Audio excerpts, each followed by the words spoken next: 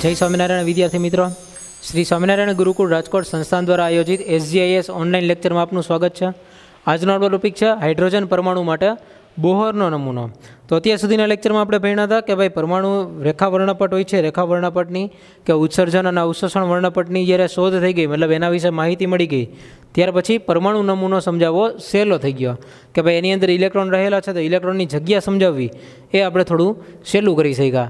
તેના માટે બોહર નામના વૈજ્ઞાનિકે સૌથી સરળ પરમાણુ માટે એટલે કે હાઇડ્રોજન પરમાણુ માટે એક પરમાણુ નમૂનો ડેવલપ કર્યો, બરાબર છે, અને એને આપણને સમજાવ્યો। તો પહેલાં તો જોઈએ કે બોહરે જે હાઇડ્રોજન પરમાણુ માટે નમૂનો જે હતો એ કેવો હતો, અને બોહર નામના વૈજ્ઞાનિકે 1913માં આ શોધ કરેલી છે, બરાબર। તો સૌથી પહેલી વાત તો એ કે એણે જે કંઈ પણ શોધ કરી એ બધાને આગળની જે શોધ હતી એ બધી મિક્સ કરી અને એના આધારે એણે કોઈ પરમાણુની રચના છે અને વર્ણપટના છે કેટલા બધા મુદ્દાઓ છે જેને ભેગા કર્યા અને એના કારણે એના ઉપરથી એણે બોહરનો એક પોતાનો હાઇડ્રોજનનો પરમાણુ નમૂનો આપ્યો। એ જે નમૂનો છે એની અભિધારણાઓ હતી એ અમુક અભિધારણાઓ ઉપર ડિપેન્ડ કરે છે। તો એવી કઈ અભિધારણાઓ છે કે જેના ઉપર એ ડિપેન્ડ કરે છે, બરાબર। તો પહેલી અભિધારણા છે, અભિધારણા એટલે કે એવું એક વિચાર કે જેના આધારે એ આખી વાત, આખી થિયરી એ ટકેલી હોય એને કહેવાય છે અભિધારણાઓ, બરાબર। અભિધારણાઓ એટલે એવી ધારણાઓ કરી કે આટલું તો હશે જ એની અંદર। પહેલી અભિધારણા છે કે હાઇડ્રોજન પરમાણુમાં રહેલો ઇલેક્ટ્રોન કેન્દ્રની આસપાસ વર્તુળાકાર પથમાં ચોક્કસ ત્રિજ્યા અને ઉર્જા સાથે ફરે છે, અને આ પથને જે ત્રિજ્યા કે જે એક ચોક્કસ ત્રિજ્યામાં ફરે છે, ચોક્કસ પથ ઉપર ફરે છે, એ પથને કક્ષા કે સ્થિર અવસ્થા અથવા તો માન્ય ઉર્જા અવસ્થા કહેવાય છે, બરાબર છે, કે જે ઉર્જા અવસ્થા છે માન્ય છે એવી ઉર્જા અવસ્થા દ્વારા એને ઓળખાય છે। આ કક્ષાઓ કેન્દ્રની આસપાસ સંકેન્દ્રીય તરીકે ગોઠવાયેલી હોય છે। સંકેન્દ્રીય એટલે કેન્દ્રની આસપાસ એ રીતે ચોક્કસ રીતે ગોઠવાયેલી હોય છે। એનો મતલબ કે એણે કીધું કે ઇલેક્ટ્રોન છે એ વર્તુળાકાર પથમાં ચોક્કસ ત્રિજ્યા અને ઉર્જા સાથે ફરે છે। વર્તુળાકાર પથમાં ઇલેક્ટ્રોન ફરે છે, બરાબર। વર્તુળાકાર પથ છે એની અંદર ઇલેક્ટ્રોન ફરે છે, એની અંદર એની ઉર્જા અને ત્રિજ્યા એ ચોક્કસ છે, એટલે ચોક્કસ ઉર્જા કે ત્રિજ્યા સાથે ફરે છે। બીજી વાત, એણે કક્ષાની ડેફિનેશન ત્યાં આપી દીધી। ત્યાં કક્ષા એટલે શું એ સમજાવી દીધું। કક્ષામાંના ઇલેક્ટ્રોનની ઉર્જા સમય સાથે બદલાતી નથી। કક્ષામાં જે ઇલેક્ટ્રોન ફરે છે એની ઇલેક્ટ્રોનની ઉર્જા સમય સાથે બદલાતી નથી, એટલે કે તે ઇલેક્ટ્રોન એક પોતાની કક્ષામાં કન્ટિન્યુ ફર્યા રાખે છે તો પોતાની ઉર્જા એ ગુમાવતો હોતો નથી, બરાબર। પરંતુ જ્યારે ઇલેક્ટ્રોન નીચલી સ્થિર કક્ષામાંથી ઉપલી સ્થિર કક્ષામાં જાય છે ત્યારે ઉર્જાનું અવશોષણ કરે છે। એટલે નીચેથી જ્યારે ઉપર જાય ઇલેક્ટ્રોન ત્યારે ઉર્જાનું અવશોષણ કરશે અને ઉપરથી જ્યારે નીચે આવે ત્યારે ઉર્જાનું ઉત્સર્જન કરે છે, બરાબર। તો એની ઉર્જા બદલાતી નથી।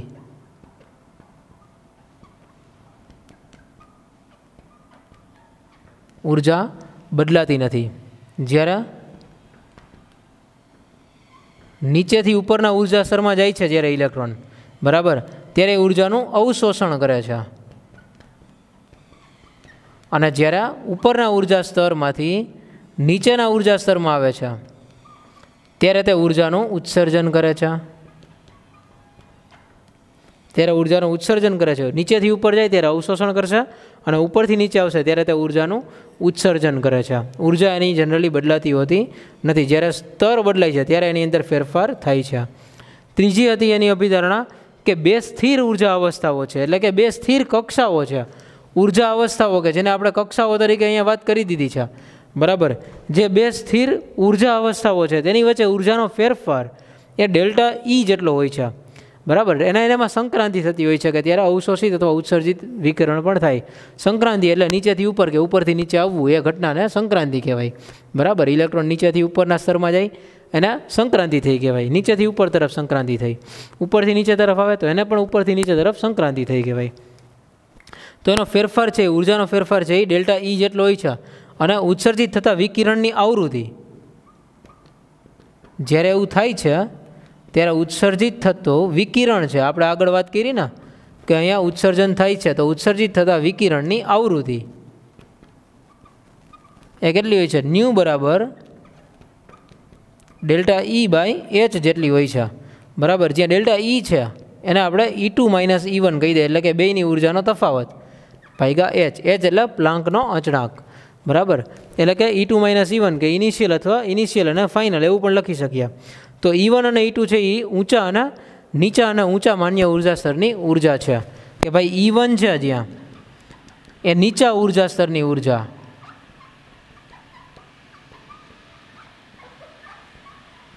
અને જે E2 છે એ ઊંચા ઉર્જા સ્તરની ઉર્જા દર્શાવે છે, બરાબર. અને આ જે આવૃત્તિ મળે આપણને અહીંયા વિકિરણની આવૃત્તિ જે મળી છે, આ આવૃત્તિને આપણે બોહર આવૃત્તિ તરીકે ઓળખીએ છીએ. આ છે બોહર આવૃત્તિ. બોહરનો નમૂનો છે તો બોહર આવૃત્તિ છે. નીલ્સ બોહર નામના વૈજ્ઞાનિક હતા, એણે આ બધી શોધ કરી, એની વાત કરીએ છીએ આપણે, બરાબર. અને આપેલ સ્થિર કક્ષામાં ઇલેક્ટ્રોનનું કોણીય વેગમાન. હવે ચોથી એની અભિધારણા કે ભાઈ સ્થિર કક્ષા છે જ, આપણે કક્ષાઓ તો બધી સ્થિર જ કીધી, એનું ઇલેક્ટ્રોનનું કોણીય વેગમાન.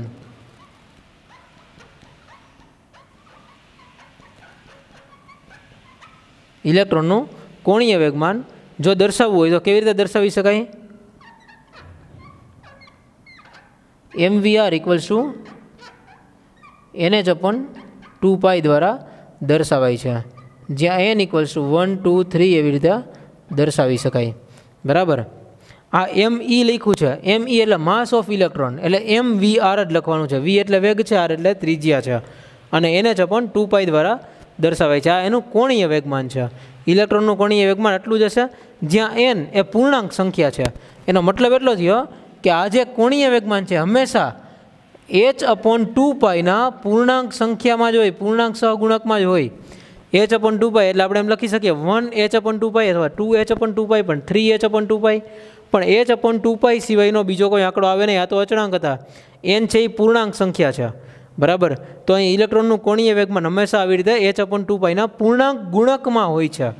h/2πના પૂર્ણાંક ગુણકમાં હોય છે, બરાબર.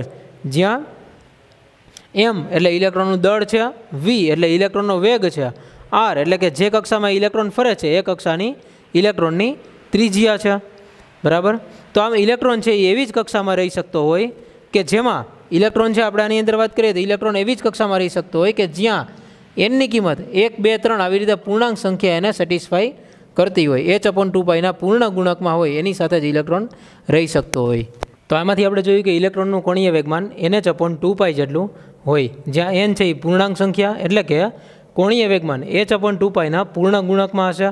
તો એવી જ કક્ષાઓ શક્ય બનશે કે જેનું કોણીય વેગમાન h/2πના પૂર્ણ ગુણકમાં આવતું હોય. એવી જ કક્ષાઓ હંમેશા શક્ય હોય કોઈ પણ પરમાણુ માટે, એવું અહીંથી અભિધારણા કરેલી હતી બોહરે. ત્યાર પછી એની જે સાબિતી આપી બોહરની અભિધારણાઓની, બોહરના નમૂનાની જે સાબિતી છે એના નમૂના પ્રમાણે બીજું શું સાબિત થયું? તો પેલી કે એને ઇલેક્ટ્રોન માટેની સ્થિર કક્ષાઓ છે, બરાબર. ઇલેક્ટ્રોનની સ્થિર કક્ષાઓ રહેલી છે. કક્ષાઓ જે છે એ બધી કેવી છે? સ્થિર કક્ષાઓ છે. અને જે સ્થિર કક્ષાઓ રહેલી છે એને મુખ્ય ક્વોન્ટમ આંક તરીકે ઓળખીએ છીએ આપણે. જે સ્થિર કક્ષાઓ રહેલી છે એના મુખ્ય ક્વોન્ટમ આંક તરીકે ઓળખાય છે, જેને n = 1 2 3 આ રીતે એના નંબર અપાય છે. ને આપણે આગળના લેક્ચર્સમાં પણ ભણી ગયા છીએ, ત્યાં તમે જોયું છે, બરાબર. મુખ્ય ક્વોન્ટમ આંક કોને કહેવાય? ઇલેક્ટ્રોન રચના ભણ્યા હતા ત્યારે તમને ખ્યાલ છે, સારી રીતે એ ભણ્યા છીએ. તો ત્યાર પછી બીજી વાત હતી કે સ્થિર કક્ષાઓની જે ત્રિજ્યા છે, જે આ સ્થિર કક્ષાઓ છે એની ત્રિજ્યા છે, એ ત્રિજ્યાને દર્શાવવા માટેનું સૂત્ર છે Rn, એટલે કે nમી કક્ષાની ત્રિજ્યા. Rnનો મતલબ થશે nમી કક્ષાની ત્રિજ્યા, બીજી ત્રીજી ચોથી પાંચમી કોઈ પણ, બરાબર. એ કક્ષાની ત્રિજ્યા કેટલી હશે? તો એ કક્ષાની ત્રિજ્યા n²a0 જેટલી હશે, બરાબર. n²a0, જ્યાં a0 જે છે, જ્યાં a0 છે એ પહેલી કક્ષાની ત્રિજ્યા છે 52.9 પાઇકોમીટર, બરાબર. જો પહેલી કક્ષા હોય તો એની ત્રિજ્યા a0 જેટલી હોય 52.9 પાઇકોમીટર. પાઇકોમીટર એટલે કેટલા થાય એ પણ તમે પહેલા ચેપ્ટરની અંદર ભણ્યા છો, બરાબર. 1 × 10⁻12 મીટર એટલે 1 પાઇકોમીટર થાય. આ તમે પહેલા ચેપ્ટરની અંદર ઓલરેડી સમજેલું છે, ઓકે. તો આમ પ્રથમ સ્થિર અવસ્થાની કક્ષાની ત્રિજ્યાને બોહર કક્ષા કહેવાય.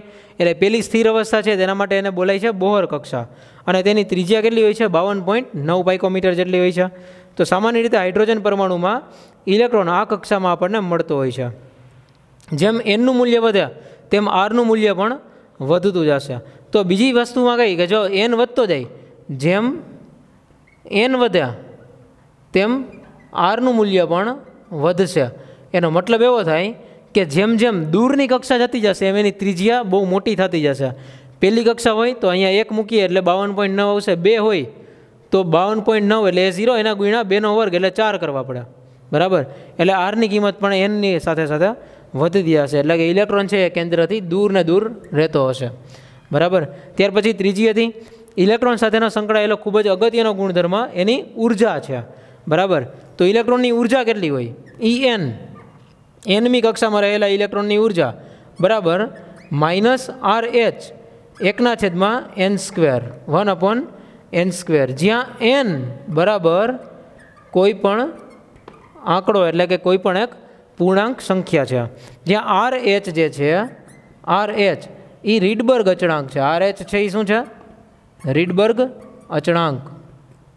તો RH એટલે રીડબર્ગ અચળાંક છે અને એનું મૂલ્ય 2.18 ગુણ્યા 10⁻18 જૂલ છે. આની પહેલાંના લેક્ચરમાં આપણે રીડબર્ગ અચળાંક ભણ્યા હતા ત્યારે એનું મૂલ્ય જુદું હતું, પણ ત્યારે એનો એકમ પણ જુદો હતો. 109,677 આવો એનો આંકડો હતો, બરાબર છે. અને એકમ હતો સેન્ટીમીટર ઇન્વર્સ. તો અત્યારે રીડબર્ગ અચળાંકનો એકમ છે જૂલ. તો જે જૂલ અને સેન્ટીમીટર ઇન્વર્સ વચ્ચેનો રિલેશન છે એ શું છે? 1 સેન્ટીમીટર ઇન્વર્સ બરાબર 1.986 ગુણ્યા 10⁻23 જૂલ. આટલો એનો રિલેશન છે. 1 સેન્ટીમીટર ઇન્વર્સ એને જૂલમાં આ રીતે લખાય. 1 સેન્ટીમીટર ઇન્વર્સ બરાબર 1.986 ગુણ્યા 10⁻23 જૂલ. તો આ એની ઉર્જા છે. ઉર્જાનું સૂત્ર -RH × 1/n². ઉર્જા છે એટલા માટે એનો એકમ હંમેશા જૂલમાં લેવાનો. એટલા માટે રીડબર્ગ અચળાંકનું મૂલ્ય પણ જૂલ એકમમાં લીધું છે. જૂલ એકમમાં રીડબર્ગ અચળાંક 2.18 ગુણ્યા 10⁻18 જૂલ જેટલો થાય છે. અને એની ઉર્જા થઈ ગઈ છે સૌથી નીચા અવસ્થામાં રહેલી છે, બરાબર. એટલે કે એ ઉર્જા એટલી છે કે સૌથી નીચે રહેલો હોય ઇલેક્ટ્રોન નીચેની અવસ્થામાં, નીચેની કક્ષકમાં, નીચેની કક્ષા કે n બરાબર 1 મૂકો, સૌથી નાની કક્ષા હોય એમાં રહેલો ઇલેક્ટ્રોન, ત્યારની એની ઉર્જા રીડબર્ગ અચળાંક જેટલી હોય છે. તો રીડબર્ગ અચળાંકની ઉર્જા અહીંયા E1 કઈ પહેલી કક્ષામાં રહેલા ઇલેક્ટ્રોનની ઉર્જા તો -2.18 ગુણ્યા 10⁻18 એના ગુણ્યા 1/1² આ રીતે બને. તો આની ઉર્જા આવે 2.18 ગુણ્યા 10⁻18 જૂલ. એટલે કે રીડબર્ગ અચળાંકના મૂલ્ય જેટલી જ એની ઉર્જા છે. જો n બરાબર 2 હોય, n બરાબર 2 માટે તો હવે શું થઈ જશે? અહીંયા E2 બરાબર -RH અને એના ગુણ્યા આવશે 1/2², બરાબર. 1/2² કરવાનો એટલે 1/4 થશે. તો આ આન્સર આવશે 2.18 ગુણ્યા 10⁻18 × 1/4. તો આના માટે જે જવાબ આવે એની ઉર્જા થશે બીજી માટે, બરાબર છે. જે ઉર્જા આવે છે -0.545 10⁻18 જૂલ જેટલી ઉર્જા આવે છે. આ બીજી કક્ષાના ઇલેક્ટ્રોનની ઉર્જા થઈ ગઈ છે, બરાબર.